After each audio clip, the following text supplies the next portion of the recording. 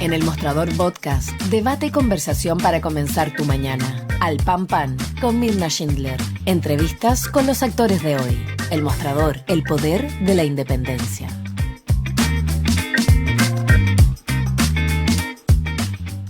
¿Qué tal? ¿Cómo están ustedes? Muy buenos días. Iniciamos una nueva semana aquí en Al Pan Pan por elmostrador.cl, en donde queremos aterrizar ya lo que ha pasado, lo que va dejando, ¿no? Esta noticia que también se convirtió en un tema político, y es lo que ha pasado con los niños haitianos a partir de la filtración de un preinforme de Contraloría que levantó todo tipo de hipótesis. Ya las hemos escuchado, las hemos visto, ¿no?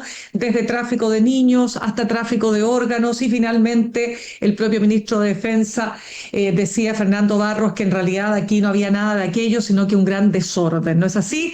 ¿Qué hay detrás? Algunos incluso han levantado tesis como la de una gran operación de inteligencia o una operación política para desviar la atención. Pero la verdad es que nosotros vamos a entrar ya desde la comunidad haitiana, que nos vamos para expresar, digamos, desde lo que está viviendo la comunidad, cómo se ha visto, ¿no?, toda esta situación que se ha generado. Sí, quiero contarles que en el siguiente bloque vamos a estar conversando con el cientista político internacional Gabriel Gaspar, porque en Colombia se ha impuesto el candidato de la ultraderecha Abelardo de la Espriella por una diferencia muy mínima, digamos mínima para la cantidad de votantes, alrededor de 250.000 votos, pero ya pareciera ser, porque ya todos los medios en Colombia lo dan como el presidente electo. Vamos a estar entonces en el siguiente bloque hablando de aquello, pero ahora quiero presentar a la trabajadora social, directora ejecutiva de la Fundación Cónclave Investigativo de las Ciencias Jurídicas y Sociales, Michelle Angie Joseph. Michelle Angie, muchas gracias por estar con nosotros esta mañana. Muy buenos días y muchas gracias, Mirna. Michelle Angie, quiero preguntarte lo siguiente, porque acá, como decía al comienzo, se han levantado una serie de hipótesis, pero quiero preguntarte respecto, para partir, ¿cómo ha vivido la comunidad haitiana todo lo que se ha generado con esta suerte de situación de niños aparentemente perdidos, desaparecidos? ¿Cómo lo han visto?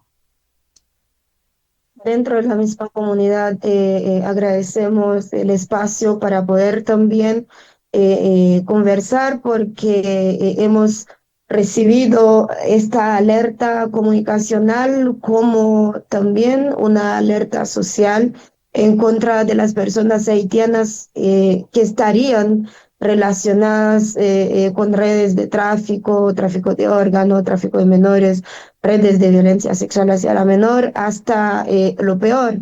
Pero algo que nos preocupa hoy en día es la manera en la que se han empezado las búsquedas de estos niños y niñas y adolescentes, y muchas personas de la comunidad están hoy con miedo porque al llegar a los domicilios, las autoridades aprovechan hacer control migratorio, según lo que estaría reportando algunos de los apoderados, ya sea en la región metropolitana y la sexta región. Lo otro son las amenazas también que recibimos, yo personalmente, amenaza callejera, personas gritándome. Ayer por el Facebook una mujer escribió que los negros estábamos mejores cuando estábamos en la cosecha de algodones, o sea, cuando éramos esclavizados.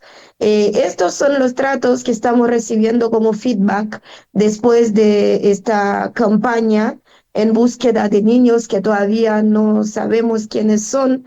Ningún apoderado ha recibido una alerta sobre que estaban buscando su hijo, pero la repercusión que cae encima de nosotros y nosotras es el miedo que se sembró a nivel social, es la persecución política que siente la comunidad también en distinto ámbito, ya que hace pocos días el mismo gobierno, distintos senadores, diputados y exdiputados estaban pidiendo la deportación de las personas en situación irregular, la denuncia de las personas que tienen sus menores escolarizados o que recibe algún tipo de acceso a servicio básico, tipo médico u otro. Entonces, este mismo grupo de personas hoy están buscando a niños, niñas y adolescentes haitianos. Por otro lado, hemos recibido también el feedback de otros oficiales que estarían diciendo que no les interesan los menores haitianos, sino que tienen que irse de Chile los haitianos porque a ellos les preocupa solo el pueblo chileno. Está bien, es normal, pero algo que tenemos que recordar es que el Chile de hoy y de ayer, desde que la gente nos migramos acá, lo hacemos todos, todas y todos. Y una de las cosas Claro. que hay que considerar es que ya estamos en la comunidad, ya estamos en el país. Obviamente estamos tratando de adaptarnos cada día más, pero por favor, una de las cosas que podemos pedir hoy es la no utilización de la comunidad haitiana para ajustes de cuentas políticas, porque nos damos cuenta que han salido nombres de varios antiguos mandatarios y personas Ujú. que han estado en el poder anteriormente. Pero nosotros y nosotras dentro de la comunidad, la verdad, no tenemos nada que ver con esto. Y lo que recibimos hoy, después de esta ola o durante, porque también tenemos a República Dominicana como otra parte de la isla, Claro. que considera siempre históricamente que las personas haitianas podemos valer menos, y los titulares de Listín Diario u otros noticieros serían muy discriminatorios en base a este supuesto que el Claro. mismo ministro del Interior, el mismo ministro, no del Interior, de Seguridad, el mismo director de PDI entre otras autoridades han aclarado que nunca ha sido una alerta, nunca ha habido antecedentes y no tienen ningún antecedente que pueda comprobar que Sí. existe una red de tal forma. Claro, Michelangi, antes de entrar a lo que se ha develado a partir de la filtración de este preinforme, quiero preguntarle lo siguiente, o sea, ¿usted sostiene o su comunidad que aquí se ha actuado con cinismo en el sentido de los mismos diputados o los mismos parlamentarios que han pedido que se refuerce, ¿no es cierto?, las sanciones contra las personas que han emigrado de manera irregular, que se los denuncie en los consultorios, ¿verdad? O en los colegios. Bueno, las mismas personas son las que hoy día parecen preocupadas de su comunidad. O sea, ¿usted no le cree a cierto sector político la preocupación por los niños haitianos, por dónde están estos niños que no se han encontrado todavía?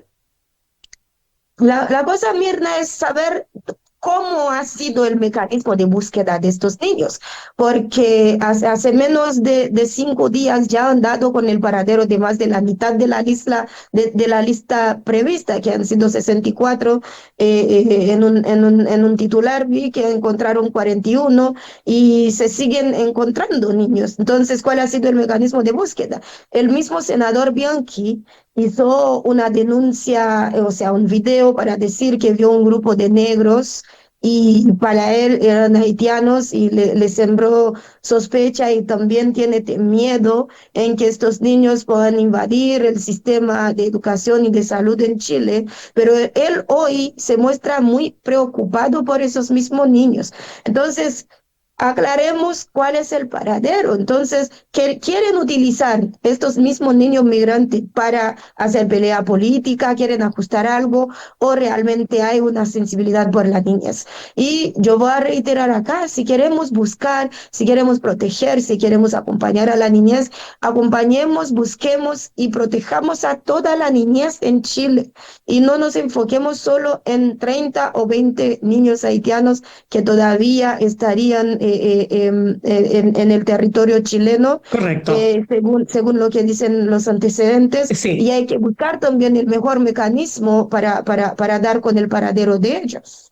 Perfecto, pero solo para precisar este tema que usted me está planteando, porque yo le preguntaba al comienzo cuál era la sensación de la comunidad haitiana. Entonces, usted lo que dice es que la comunidad haitiana está con miedo, pero quiero preguntarle también, porque lo leía en otro reportaje de este fin de semana, que algunos de ellos están no solo con miedo, sino que ya definitivamente no están enviando, o sea, no están yendo a los hospitales, no están yendo a las iglesias, porque temen una persecución. Usted decía que se los está ahora no solo buscando a los niños, sino también aprovechando a hacer control migratorio. no solo control migratorio. Ahora, bien tenemos claro, y creo que salió en el CACEN, que la comunidad haitiana enfrenta severas barreras financieras y de inclusión social en el territorio chileno, lo que condicionaría la situación habitacional de dicha comunidad, lo que condicionaría también la estratificación económica de este mismo grupo, el Producto Interior Bruto de este mismo grupo. Entonces, como el Estado es quien decide quién puede vivir bajo qué condición o no, la comunidad haitiana, si bien es cierto, quiere esforzarse, habemos profesionales que buscamos también una estabilidad. A todos, todas y todos nos gustaría tener mucho dinero, vivir en una casa grande, poder viajar y cumplir nuestros sueños. Pero la dificultad sistemática que existe también es algo a considerar. Hoy por hoy, no cualquier persona negra puede trabajar en cualquier parte.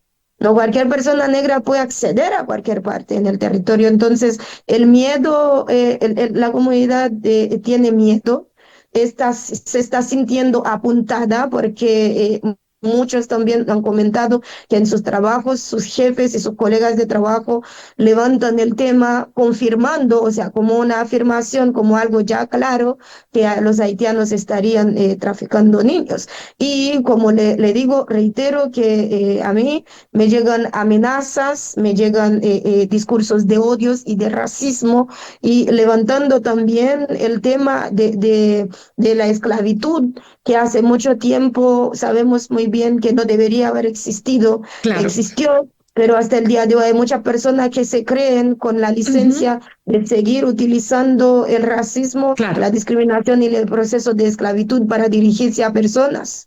Ya, o sea, lo que usted dice, Michelangi, para concluir este punto, es que esta situación mediática, política que ha generado, ¿no es cierto?, la filtración de este preinforme de la Contraloría, lo que ha hecho es levantar no solo sospechas sobre su comunidad, sino también racismo.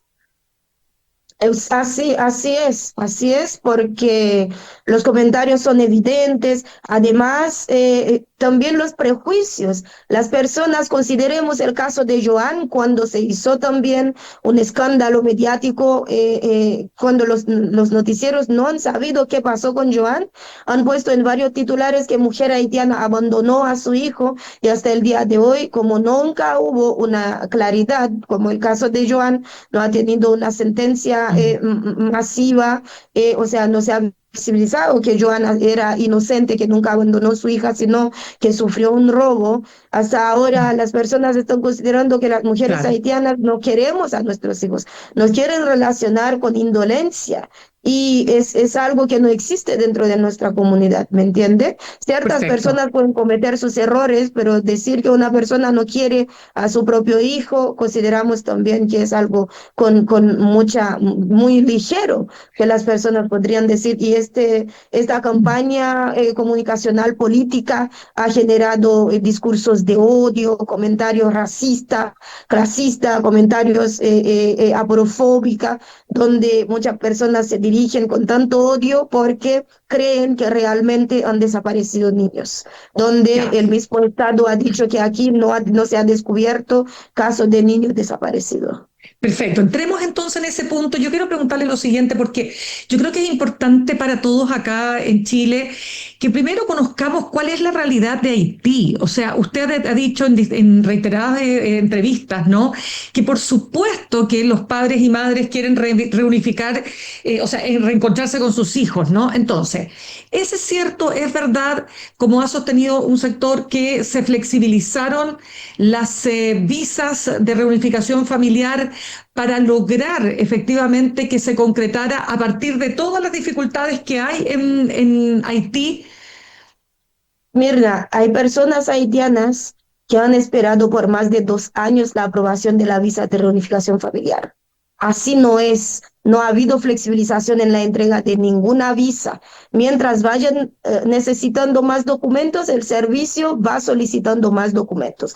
Nunca hemos recibido un caso donde ha habido flexibilización en documentos para que las personas haitianas puedan entrar acá, ni tampoco ha habido facilidad de entrega de visa. Las visas que se entregaron son personas mayoritariamente que han esperado por más de un año la visa de sus hijos, mientras la legislatura, la misma norma migratoria dice que el plazo máximo debe ser 6 meses, ¿me entiende? Entonces, Ya. cuando las personas esperan por más de 2 años, muchas veces buscan un abogado para preguntar qué es lo que ha pasado con la visa. Y esto es lo que ha pasado. Con el tema de flexibilización no tenemos idea de que existió esto. Solamente con el certificado de nacimiento de los niños haitianos, como la embajada y el consulado chileno en Haití se encontraba cerrada hace más de un año. Se generó un memorándum para que en vez de mandar este certificado de nacimiento haitiano en la embajada, se mandara aquí a Chile para que se pueda legalizar en el Ministerio de Relaciones Exteriores y en la embajada de Haití en Chile, cosa que también pueda verificar los documentos y corroborar con las autoridades de que este documento es verídico y es Ya. verificado. Pero Ahora, usted, si pero, hay fallas ya. institucionales u otro problema, esto depende 100% del Estado. No vamos a cargar con problemas que no hemos Ya. generado, pero con el tema de decir que ha habido flexibilización, esto no tenemos idea de ella. Claro, lo que pasa es que, por ejemplo, ayer se publicaba en el Mercurio un artículo que decía que en el año lo siguiente, decía, entre 2022 y 2025 las visas de reunificación para haitianos se dispararon de 1.941 a 19.141 y en ese mismo periodo se otorgaron 17.938 residencias temporales a menores, instalando que en el gobierno pasado esto como que explosionó. Pero yo, desde lo que usted le ha tocado ver, ¿qué pasó ahí? ¿Se produjo un aumento a partir de qué? ¿De que había habido mucha burocracia antes o efectivamente se flexibilizaron las políticas como sostiene, ¿no es cierto?, este artículo? No diría que se produjo un aumento. Aquí ha habido una acumulación de solicitudes de visa. Recuerda que Ya. yo le digo que hay personas que pidieron la visa de su hijo por más de 2 años, han esperado y no ha habido una respuesta. Hay personas que han esperado 3 años el trámite de visa de reunificación familiar, no han recibido una respuesta. Y hay personas que durante este trámite esperaron 1, 2, 3 años y el servicio iba solicitando Ya. más documentos y ellos iban entregando más documentos hasta concluir con los requisitos que establece la norma chilena, Perfecto. y así las personas han recibido la autorización, obviamente, de Ya. las visas de sus hijos. Y además, cuando Ujú. pasó esto, las personas han tenido que dar el uso en 90 días a las visas. Entonces, es evidente, la visa de reunificación familiar tiene una validación de 2 años, de 24 meses. Sin embargo, la norma establece que hay que usarlo después de haberlo descargado en 90 días. Entonces, esto es lo que ha pasado aquí. Ha habido una acumulación de solicitudes por 2, 3 años y más de un año. No hemos tenido conocimiento ni idea y nunca se nos avisó tampoco que hubo flexibilización. Y si iba a haber esto, los primeros que íbamos a saber seríamos las personas que trabajamos con la migración, acompañando a personas y a estos apoderados Perfecto. que viven en el territorio, que muchas Ya. veces nos reportan lo que le está pasando. Exacto, entonces entremos en ese punto porque quiero que me ayude a comprender varias cosas. O sea, primero, acá los vuelos charter, ¿no es cierto? Las aerolíneas que están en juego, pero sobre todo, y aquí el tema que más se ha puesto énfasis en el hecho de que una sola persona haya traído 30 niños, 74 niños, o esa misma persona viajó varias veces. Entonces, para entender cómo es el procedimiento, los padres no viajan a buscar a sus hijos, entiendo, por un tema de recursos, porque es muy caro esto. ¿Cómo es que se produce la gestión, la logística que termina llevando a que una sola persona pueda traer tantos niños? El procedimiento logístico de traer una persona, o sea, un menor de edad hacia Chile es sumamente engorroso. En Haití no existe vuelo comercial que conecte el país con ningún país de la región. Además, las personas haitianas tenemos una alta restricción a nivel mundial con el pasaporte. y tenemos nuestro vecino República Dominicana que no autoriza ningún tipo de visa a las personas haitianas. Entonces, lo más sensato era que las personas acudieran a grupos organizados para poder acompañar a sus hijos antes de estos 90 días. Por lo tanto, los vuelos charter han sido organización de personas en la misma comunidad y han buscado generar documentos, no sé, pero las autorizaciones de Ya, vuelo charter, eso lo ve la DGAC y el claro. aterrizaje después, el control migratorio lo ve la PTI en el aeropuerto, entre otras coordinaciones que debe haber a nivel gubernamental o estatal. Por lo tanto, bien informó el preinforme, valga la redundancia, Ujú. que aquí ha habido una descoordinación comunicacional de parte de las autoridades en torno a las disposiciones de informaciones de estas personas, pero no se ha señalado de que ha habido una red de tráfico o de trata. Ahora, si el Correcto. Estado considera que es delito o es alguna falta que una persona viaje varias veces o que acompaña a varios niños, detiene a la persona y cuestiónalo. Busca saber.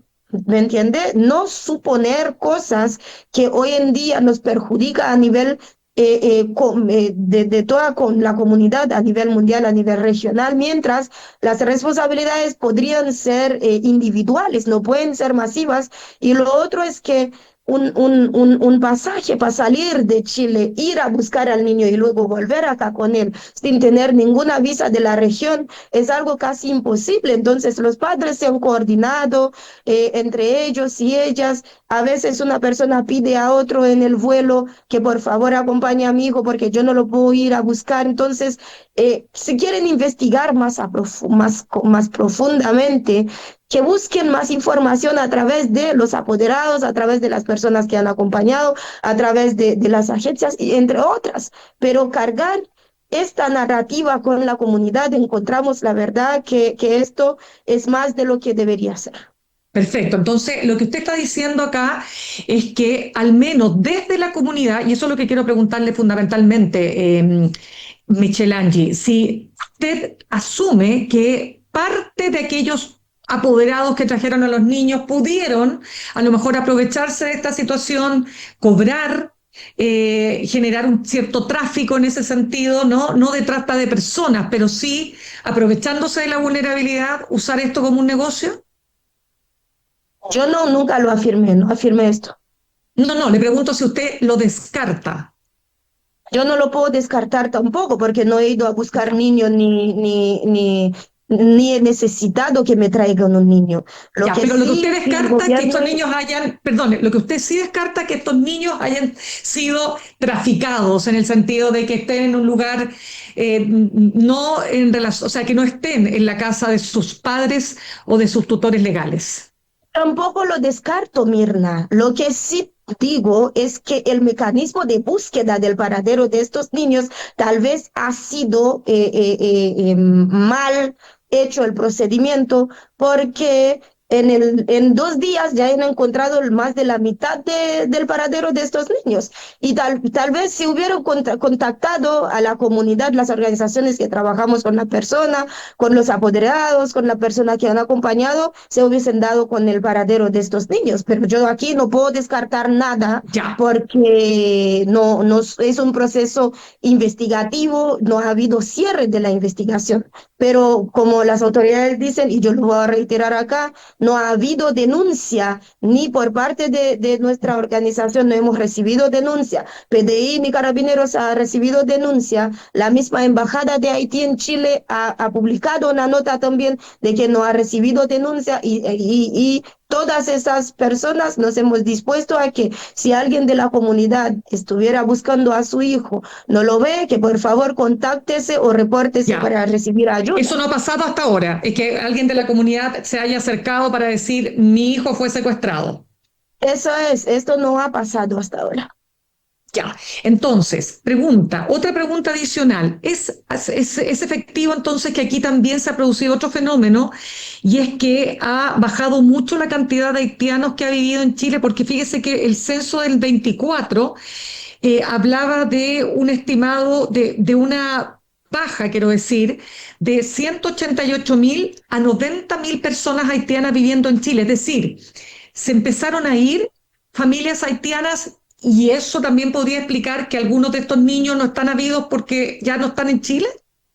Es una posibilidad, Mirna, porque en los 5 últimos años en Chile ha habido una migración sur-norte, porque las personas que han estado en Chile por más de 5, 6, 10 años no se han podido regularizar migratoriamente y tienen sus hijos chilenos y chilenas, están en el territorio, tienen que pagar sus gastos, no ha habido posibilidades ni oportunidades. La gente eligió salir del país y muchas veces por paso no habilitado hicieron una ruta bien peligrosa, que es el paso de Darién, donde hay muchas personas, Claro. muchas familias que han perdido la vida, llegaron a México, muchos esperaron la aprobación del CBP-1 para ingresar a Estados Unidos, muchas veces por tener una familia allá o por solicitud de refugio, porque ellos se sienten no seguros en el territorio donde provienen. Entonces, muchos de Claro. estos niños podrían estar en Estados Unidos, en Canadá o en México, pero el mecanismo de búsqueda, por favor, tiene que ser más serio. O sea, publicar que se han desaparecido niños mientras no ha habido una búsqueda rigurosa desde el principio, esto se considera y se interpreta por lo que nosotros y nosotras diríamos que es Exacto. una campaña comunicacional en contra de la comunidad en vez de buscar la protección de la niñez, y eso es lo que Ya. queremos velar por. Solamente para tenerlo súper claro, Michelangi, de los 60 niños que supuestamente porque todo esto es parte de un preinforme que además no es el informe final de la Contraloría y que se filtró, pero de ese preinforme se desprende que hay 60 niños que no han sido hallados, de los cuales ya se han encontrado, entiendo que Más de la mitad. 31. Exacto. Por lo tanto, la otra mitad, que son 30 niños más, son las que es la mitad que todavía no sabemos qué pasó. ¿Usted tiene más información respecto de aquello? No tenemos más información. Sin embargo, como lo dijo bien el alcalde de Graneros, ha Ya, habido un problema comunicacional ahí.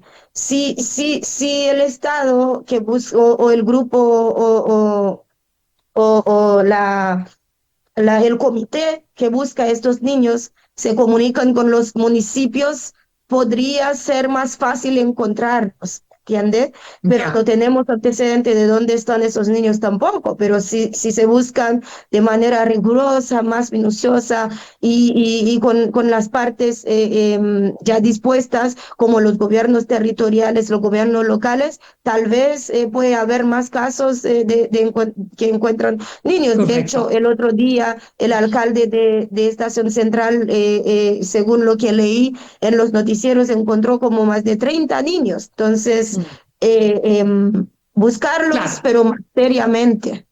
Ya, entonces, para cerrar, porque se nos acaba el tiempo, yo quiero preguntarles lo siguiente, es que esto es muy importante para que la gente que nos vea hasta ahora entienda cuál es la realidad que ustedes viven en Haití y por qué también, no solo porque la necesidad que cualquier madre o padre tiene de reencontrarse con sus hijos, sino que muchas veces los hijos están mejor acá, pese a que también aquí hay mucha vulnerabilidad, que en su país, porque en su país hay una situación política, social muy compleja. ¿Nos puede ayudar a comprender exactamente qué es lo que pasa hoy día en Haití y por qué se hace tan acuciante que los niños se reencuentren con sus padres? Tenemos que recordarnos que la migración haitiana hacia Chile data de más de una década ya. Y muchas de estas personas son personas que han migrado dejando un miembro de la familia directa en el territorio de origen, puesto que no se ha podido migrar todo el grupo familiar por los costos que esto genera. Sin embargo, las personas vinieron a Chile para poder algún día reunificarse con sus familias. Hoy en Haití tenemos una situación de inseguridad generalizada. No es secreto que hay desplazamiento masivo de la misma comunidad, y los medios de búsqueda de personas han evidenciado también bueno, yo lo viví, yo fui a Haití el año pasado, hay un desplazamiento de personas masivamente, hay mucha gente que vive en campamentos donde estos espacios no son espacios 100% habilitados para que habiten personas, pero la gente ha perdido su casa, han perdido todo lo que han construido, hay muchos jóvenes que no han podido acceder a la educación, hay muchas personas que no pueden vivir en un mismo territorio porque los grupos armados les han invadido y les han quitado todo lo que tienen, además de la utilización del cuerpo femenino también como herramienta de guerra. Muchas mujeres han sido víctimas de violaciones sexuales, muchas jóvenes haitianas, muchas adolescentes y niñas han sido víctimas de violencia sexual por el grupo de bandas armadas. Entonces, una persona que migra, que vive aquí en Chile, no tiene tranquilidad, no tiene paz y lo más que quiere es reunificarse con su familia. Como no puede volver en Haití ahora porque no existen las condiciones, busca juntar los documentos para reunificarse con su familia. Y como dice usted, Mirna, muchas veces yo puedo estar tomando un vaso de agua después de comer hoy en Chile, pero por último me siento segura, puedo salir a pedir trabajo, puedo generar otro tipo de actividades para poder solventar mi familia o responder a nuestras necesidades básicas, mientras protejamos y resguardamos la vida de estas personas. Hoy por hoy las personas de Haití que migran en la región son personas que buscan un refugio, son personas que buscan una paz, una tranquilidad. Nosotros y nosotras venimos aquí, lo único que buscamos es paz, ¿me entiende? Y muchas veces Perfecto. nos tenemos que enfrentar estas situaciones y no es primera vez que están utilizando la comunidad haitiana para generar esos tipos de debate político. Lamentablemente así ha sido, pero quiero darle las gracias a Michelle Angie Joseph, trabajadora social, directora ejecutiva de la Fundación Cónclave Investigativo de las Ciencias Jurídicas y Sociales, por habernos ayudado también a comprender lo que pasa en una comunidad que muchas veces, y la mayoría en realidad, ha sido invisibilizada. Muchas gracias. Muchísimas gracias, Pinta. Que esté muy bien. Que esté muy bien, igualmente.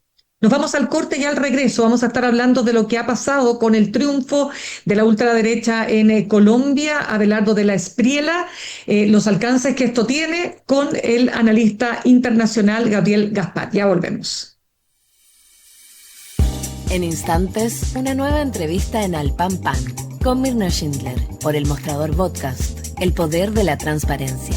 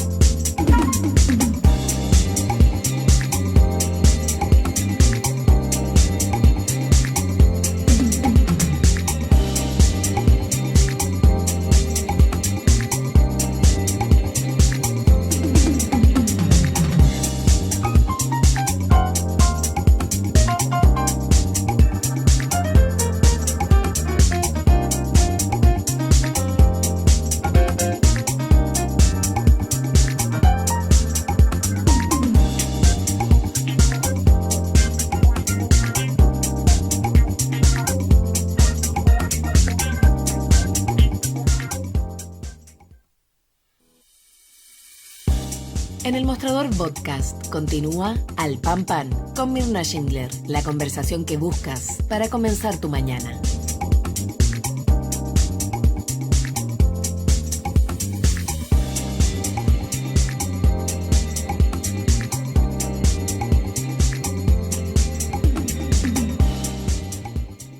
Ya estamos de regreso y les decía que en Colombia el candidato de la ultraderecha, Abelardo de la Espriella, se impuso en la segunda vuelta presidencial ante el oficialista Iván Cepeda, aunque el margen es muy estrecho. Estamos hablando de, hasta ahora, con los sondeos 49,6 versus 48,7%. Vamos a analizar entonces lo que esto implica también para el reordenamiento del mapa político de América Latina o de la región, con el cientista político internacional, ex subsecretario de Defensa, Gabriel Gaspar. Gabriel, ¿cómo estás? Muchas gracias por estar con nosotros esta mañana. ¿Qué tal, Mirna? Buenos días. Bueno, Gabriel, parecía ser, ¿no es cierto?, un hecho que no iba a poder el candidato oficialista ganarle a la ultraderecha, pero también llama la atención la estrechez de los resultados. ¿Cómo se explica esto? Bueno, hay varias formas. Lo primero es decir que efectivamente la diferencia en la primera vuelta fue arriba de 600, casi 700.000 votos. Hoy día Exacto. bajó 250.000 de lo que llevamos contado. Y esto nos habla de una sociedad muy polarizada. Y la pregunta es, ¿qué provoca esa polarización? Porque un dato similar lo encontramos también en Perú recientemente. En mi opinión, el tema no puede ser resuelto o darle una respuesta puramente ideológica, o sea, aquí está la izquierda, aquí está la derecha. Más bien hay un conjunto de unas situaciones muy peculiares en cada país que permiten hablar de por qué al final el ciudadano solo se queda con opciones muy polares, ¿no? Que es el caso Ujú. de Colombia. Y en el caso de Colombia, sin lugar a dudas que uno dice es por la violencia, pero han tenido periodos de mayor violencia. Es por la desigualdad social, es un país que tiene desgraciadamente una gran desigualdad social. En fin, ¿qué es lo nuevo? Lo nuevo quizás es, por un lado, la existencia del gobierno de Gustavo Petro, que a diferencia de lo que se pensó, fue creciendo en su apoyo al final de su mandato. Y Ya. por tanto, lo que algunos podrían interpretar es si la persistencia de de Petro y su estilo, pues llamémoslo así, es lo que nuclea una fórmula que va a la derecha de Uribe, por decirlo así, que ya es, es algo extremo. Y en este caso lo representó bien el candidato de la Espriella, que es un personaje peculiar, digamos, porque tiene tres nacionalidades, es norteamericano, italiano y colombiano, y que además se dedicó a ser abogado penalista y entre ellos defendió gente como un testaferro de Nicolás Maduro. Ya. Entonces tiene antecedentes bien diversos y la pregunta es si gobernará para sus adeptos, los que lo eligieron, o gobernará para todos los colombianos. Misma pregunta que no se puede hacer para todos aquellos casos en que la sociedad se polariza tanto. Claro, es interesante lo que tú planteas, pero déjame, a ver, para entender bien el punto, tú dices que el estilo Petro polarizó pese a que aumentó su popularidad al final de su periodo. El estilo Petro mostró, digámoslo así, en positivo, mostró una adhesión popular que recogía mucha adhesión popular, por tanto que eso se podía continuar. Y eso, una oposición a Petro que pensó que Petro iba a quedar maniatado por el Congreso, que la oposición, perdón, la población se le viera encima, que iba a desarmar la economía, nada de eso se ha cumplido. Ha sabido manejar, han habido dificultades también, incluso supo capotear en su momento una diferencia con el presidente Trump muy dura, digamos, ¿no? Exactamente. Entonces, Entonces, ¿cómo se explica la derrota? porque se nucleó toda la derecha, que estaba muy dividida. Recordemos que hasta hace poco la candidata oficial de la derecha, donde estaba, coloquemos, estaba el Partido Conservador, el Partido Nacional, el Partido del Centro Democrático, que es el Partido de Uribe, el llamado Partido de la U, en fin, todo el establishment en Estados Unidos en torno a Paloma Valencia, que era la candidata oficial, que llegó en tercer lugar muy lejos en la primera vuelta. Entonces hubo un Ya. trasvase de votante, llamémoslo así, tradicional, conservador, anticomunista, que se fue directamente con De la Espriella. Ya, es que interesante, fíjate, porque es como, se parece un poco a lo que pasó en Chile con Evelyn Matei, ¿no? La representante de la derecha tradicional, que queda en quinto lugar y gana el representante de la ultraderecha. Sí, y también con un dato bastante parecido, y es que Ujú. La candidata que emerge, en el caso nuestro, fue la candidata, la ministra Jara, que era Claro, comunista, aunque ella fue candidato de su coalición. Eh, en el caso eh, colombiano, lo que tenemos es una emergencia de un temor a que lo que se viene a lo mejor es más complicado. Entonces, un voto en contra de Cepeda, en este caso, del senador Iván Cepeda, que es el candidato oficialista, más que un ya, voto convencido en todas sus facetas de las bondades de Espriella. Es algo que hemos visto en todas las segundas vueltas. Sin ir sí, lejos, nos vamos al Perú. Decir que el 50 y tanto, no sé cuánto, saca Keiko al final, ¿es claro. partidario de Keiko? No. Keiko tiene, desde el punto de vista político e ideológico, un 17%. Si sacó un 55 o un 52, no sé cuánto, a esta altura ya me perdí en el conteo peruano, Ujú. pero lo sacó porque gente que tenía temor a algún gobierno de Roberto Sánchez, que es el candidato opositor. Claro, es que eso es lo que termina pasando. O sea, al final tú votas en contra de o por evitar lo que pueda ocurrir con el otro candidato o candidata. Eso ya está pasando no solo pasó en, bueno, en Chile pasado, en fin. Ahora, Eh, entremos eh, al... Sí, dime. No, no, no, eso marca una diferencia muy interesante, porque Sí, ese voto prestado, llamémoslo así, del ese voto, famoso voto prestado. ese Exacto. voto es profundamente infiel, porque a la primera oportunidad en que el presidente electo le falla, se pasa rápidamente a la oposición. ¿M? Eso es lo que le ha pasado, por ejemplo, a Rodrigo Paz en Bolivia. Eh, bueno, miremos las encuestas nacionales también, lo que le pasa al gobierno actual. Y puede ser un escenario que también se traduzca en Colombia. Mira, vamos ¿quién es este personaje de la Espriela? Porque dice admirar a Trump, incluso dona al Partido Republicano, admira a Milei, por supuesto a Bukele, dice que su falta de experiencia política lo libera de compromisos con ciertos sectores, alude al éxito como abogado y empresario. En definitiva, en el ámbito internacional, si tú tuvieras que compararlo, ¿a quién se parece? Más bien toma elementos de distintos candidatos, de distintos personajes que tú los has mencionado. Por ejemplo, se declara enemigo del Estado hacia el estilo anarco liberal como es anarcocapitalista, como se autodefine Trump, ¿m? Perdón, Milei. ¿M? Claro, Va a ser duro con la violencia, pero con éxito, digamos, porque todo ya, puede ser duro con violencia, pero al único que le ha resultado, digamos, es a Bukele. ¿Cómo se llama? Va a ser amigo de Estados Unidos y yo digo, entre comillas, pariente de Israel probablemente, del Israel de Netanyahu, yo, eh, y va a volver a Colombia, a colocar a Colombia como el aliado más fiel de Estados Unidos en Sudamérica. Entonces, ya. toma elementos distintos personajes y construye una narrativa también con un estilo muy caribeño, llamémoslo así. Él es de Barranquilla, de la parte del Caribe Ujú. de- y, y tiene un estilo, por lo mismo, desapegado de las formas. Es decir, uno tiende a ver que la élite colombiana es una élite muy culta, muy señorial, además muy estudiosa, da gusto de verte conversar, incluso con gente que no piense como uno, pero que es muy instruida. Del Espriella no, es una persona de acción, de masas, de mucha vitalidad, digamos, ¿no? Ya, pero tú no lo ves, por ejemplo, siguiendo calcadamente el guión de Nayib Bukele. Yo creo que le gustaría a él, pero vamos a ver si resulta, porque esa es una cosa bastante peculiar lo que pasó en El Salvador. El Salvador es un país de 22.000 kilómetros, o sea, es más chico que la región Claro, de O'Higgins. Las maras estaban concentradas en lugares además donde ostentaban, decía, aquí está la mara 18, aquí está la mara 22, no se escondían, digamos, ¿no?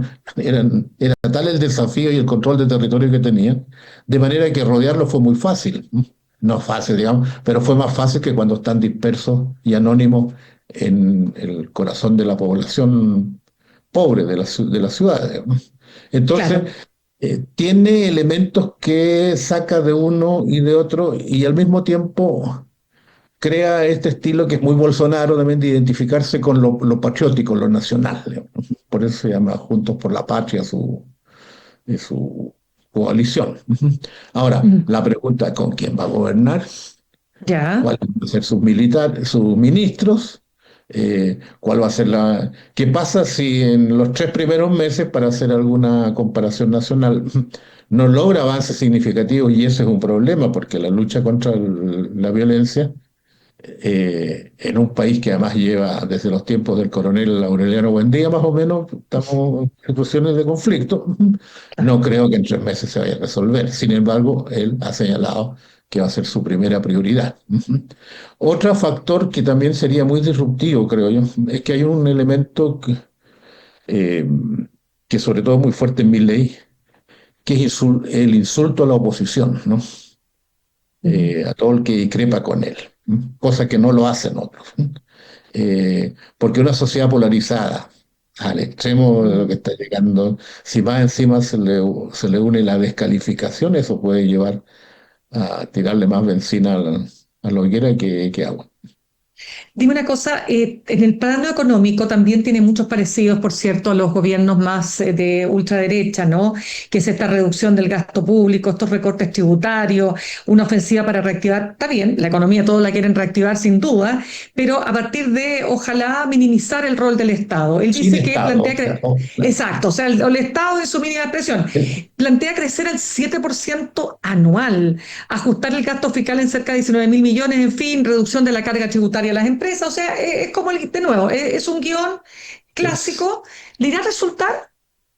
no, yo creo que es muy difícil de partida porque piensa que el problema de la pobreza y la desintegración que hay económica, más allá incluso de los temas globales, del- tiene que ver con medidas que apuntan a lo que tú señalaste, que es el Estado reducido al mínimo, el Estado casi dedicado a su función policial.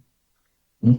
Y bueno, si fuera por tasas de salarios bajos, Colombia tiene salarios más bajos que Chile. Si fuera por tasas de, ¿cómo se llama?, de tributación, etcétera, Colombia tiene un conjunto de condiciones que uno diría podría, entre comillas, según la receta liberal, haber hecho reformas estructurales. Tiene sí un déficit fiscal tremendo, Ya. que ha crecido. Es probable que tenga que gobernar con el Congreso. Él no tiene una fuerza propia en el Congreso. Y yo calculo que allí también hay una fragmentación, quizás mucho más de lo que uno quisiera en cuanto a bancadas. Y la oposición, particularmente el llamado pacto histórico, que es la izquierda organizada, de la Ujú. cual pasaría a ser Iván Cepeda pasaría a ser senador y por tanto líder de la oposición desde el Congreso. Podemos anticipar de antemano que van a haber choques institucionales fuertes.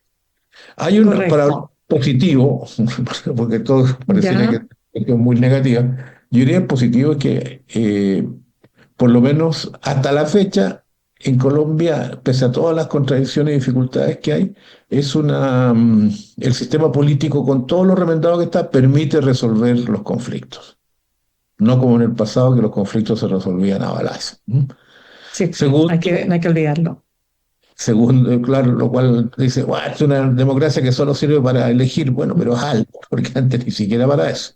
Mm. Recordemos los temas del pacto histórico, cuando liberales y conservadores se repartieron el gobierno alternadamente, ¿no? Y dejaron afuera todo el resto. También después se le echó la culpa, que todo esto es la culpa de la guerrilla. Bueno, se acabó la guerrilla hace rato. Y la violencia sigue. Pues sigue porque hay sí, una cantidad de grupos irregulares que ya no tienen mayor contenido ideológico, si es que alguna vez lo tuvieron.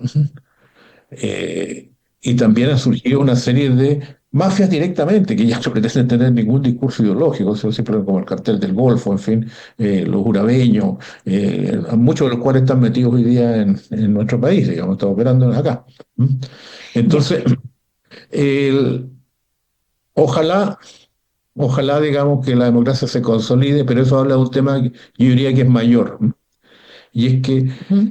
América Latina, como bien dice la CEPAL, tiene economías estancadas, genera sociedades disconformes. y sociedades disconformes, cuando no hay un sistema político que procese bien y adecuadamente sus demandas, genera, ¿cómo se llama?, un desafecto de la institucionalidad. Entonces, en ese desafecto, Totalmente. cualquiera fórmula que surge, en este caso como un hombre providencial que llegó desde Italia a arreglar las cosas, es visto como algo, por lo menos es distinto a lo que conocemos. Así Ya, también de rápido. Gabriel. Sí, ahí te quiero preguntar un poco ya, ¿cómo se va remodelando el mapa político de América Latina? O sea, yo me estoy imaginando la felicidad de Donald Trump en este minuto que van apareciendo y se van poniendo sus amigos, sus adeptos, sus incondicionales, ¿no? Bueno, muchas veces con su intervención, digámoslo también. Por O sea, también, el presidente exacto, Milei fue ayudado en la campaña, el presidente de Estrella también, el presidente de Honduras, sí, lo etcétera. mismo, claro. Yo no sé si uno se puede alegrar de sociedades que están divididas y disconformes y pueden mañana tener reventones sociales. Ujú. No sé si eso es parte del plan. ¿M? Eh, eh, ¿De quién, dices tú? Debiera ser de nadie, digamos, ¿no?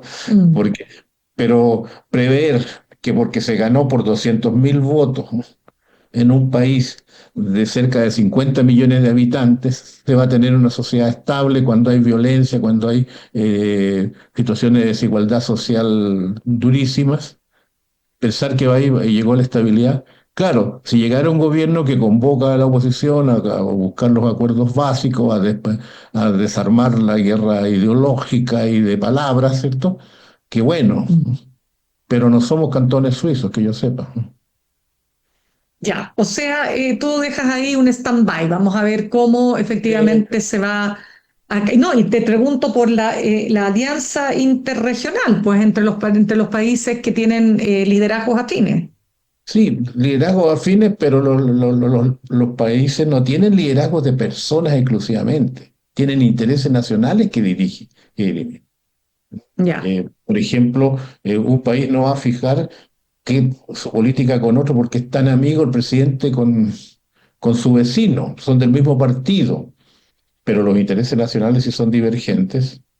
Eh, Mucho se decía, entre comillas, entre amigos y gente que hacen comercio no hay cornadas, ¿no? Bueno, entre los alemanes, la Alemania de los años 30 y los primos ingleses de esa misma época hacían muchos negocios juntos. Y habían sí, intereses nacionales tremendos, ¿no?, contradictorios. Entonces, lo que vamos a ver es una sociedades que tienen tan polarizadas, solo auguran conflictos, sociedades muy conflictivas en lo interno. Ahora, que sean capaces de resolver sus dificultades dependerá de sus élites, de la audacia o de la... eh, pero nosotros somos una sociedad también relativamente polarizada, lo mostró la última elección. Casi en términos bastante calcados lo que hemos señalado acá. ¿M? Con una gran votación para el que ganó, no por convencido por lo que iba a hacer, sino por evitar que ganara el otro. ¿M? claro, exactamente. Pero a los pocos meses viene la desilusión, porque se empieza a gobernar para los cuates, como decimos en México. Perdón, yo soy medio mexicano, por eso así, que es el capitalismo para los cuates, como se dice en México, ¿no? Ujú. Es el mismo caso de Rodrigo Paz, digamos, ¿no?, que ganó con un 50 y tantos por ciento, pensó que tenía la mayoría absoluta y quiso aplicar de un solo paraguaso todas las fórmulas y ahí terminó, ¿no? Y ahora está saliendo de un paro dificilísimo. Entonces, son sociedades conflictivas que hay que, ¿cuál sería lo mejor? Que la institucionalidad que a la fecha sirve para resolver los conflictos, porque no nos vayamos a los balazos y a los trompazos entre nosotros, esa institucionalidad también le demos más contenido y pueda resolver los problemas cotidianos de la población. Correcto. Déjame, porque se nos acaba el tiempo, Gabriel, pero no quiero dejar de preguntarte por esta situación que se ha generado con el fin de la guerra entre Estados Unidos e Irán, pero que en realidad pareciera ser que es un acuerdo muy frágil y todos los análisis que uno lee, ¿no es cierto?, incluso de, bueno, de grandes medios norteamericanos, hablan de una pérdida de poder de parte de Estados Unidos en un montón de planos, pero en definitiva en ningún caso una ganancia real, explícita, después de esta incursión y de esta aventura. Comparto plenamente esa afirmación porque desde hace semanas una mala decisión de la Casa Blanca que pasó por encima de su Congreso, de su opinión pública, incluso pasó por encima de su propia palabra. Yo no voy a comprometer a mi país en guerras lejanas, como dijo el candidato Trump. Pasó encima de todo eso pensando que iba a obtener una victoria que no se le dio, a pesar de que machacó y como quiso a la economía y a las Fuerzas Armadas iraníes, estaban preparadas para resistir. Y entonces, Mm, desde hace semanas, la Casa Blanca lo único que quería era salirse del conflicto. mm, Era salirse del conflicto de una manera, tengo entendido que ayer leía que en 39 oportunidades dijo, se acabó la guerra, ganamos. mm. Puede decir que Claro. aquí, pero quien tendrá que evaluarlo será la sociedad norteamericana. Pero es un acuerdo frágil, porque quedó, entre paréntesis, quedó un alfil suelto, que es Netanyahu, y la correspondiente guerra en la frontera norte de Israel con Hezbollah. Se recompone el mapa global. Otros autores me dicen, esta es una guerra curiosa, esta guerra la ganó China sin pelear. Si el conflicto principal es entre chinos y americanos, y ¿cómo se llama? Y la perdió Estados Unidos, todo peleando, pero no pudo emplear sus tropas porque le salía más caro políticamente una operación por tierra. Entonces, habla de que es un acuerdo frágil.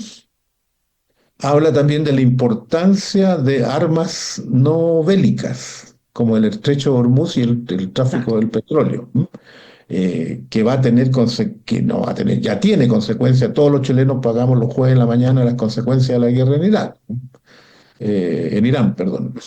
Y Ujú. también uno se pregunta, ¿y por qué la semana pasada bajó 100 pesos? Dicen, es que se aplicó el médico, ¿y por qué no lo aplicaron antes? Entonces uno pregunta, una pregunta No, pues, lógica. y además que, ojo, para cerrar, en Irán comprendió que su gran arma la tenía a la mano, el estrecho de Hormuz. Cierro el Correcto. estrecho, lo abro, lo cierro, lo abro, lo cierro. Eso no pasaba antes de la guerra. Entonces, al final, claro, es un gran fiasco, uno podría decir, ¿no? Hay, Para hay, Estados hay, Unidos. hay derrota. Hay harto de eso, hay harto de eso. Gabriel, se nos acabó el tiempo. Quiero darte las gracias, Gabriel Gaspar, cientista político internacional y ex subsecretario de Defensa, por haber estado con nosotros esta mañana. No, gracias a ustedes, un cordial saludo. Igualmente. Bien, pues nosotros cerramos nuestro programa de hoy. Quiero contarles que con la fuerza del rock y la industria del sur, aquí Bio Bio, el nuevo newsletter regional del Mostrador, todos los miércoles gratis en tu correo. Y como siempre, te invitamos a que te suscribas a nuestro canal de YouTube, @El Mostrador Podcast. Los dejo con Fran Castillo, Cristian Leporati, Marco Moreno, empieza por acá y nos reencontramos mañana a las 8 en punto. Que tengan un buen comienzo de semana. Cerramos por hoy Al Pan Pan con Mirna Schindler. De lunes a viernes de 8 a 9 de la mañana, entrevistas para partir el día. El Mostrador Podcast, el poder de la independencia.